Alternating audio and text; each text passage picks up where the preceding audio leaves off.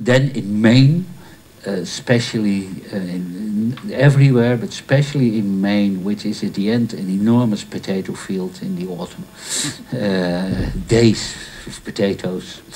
There I met a lot of people. That was the first thing that struck me, who said the elderly people, when you compare it with 1960, they were 15, 20 years old in that time. They said we were poorer, but we could easily get a job. The job was steady. When we got an accident, we became ill, we were insured. After half a year we could buy a car. After 3 years we could buy a house. After 6 years we could buy a better house. After 15 years we could send our kids to college. We had enough money, and we could do that normally with one job.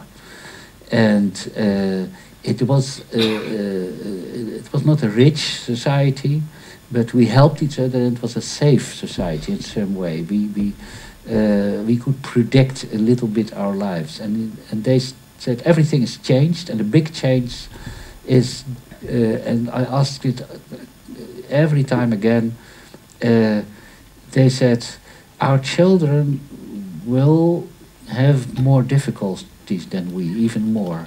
The future will not be better, and that is very un-American. And in my book I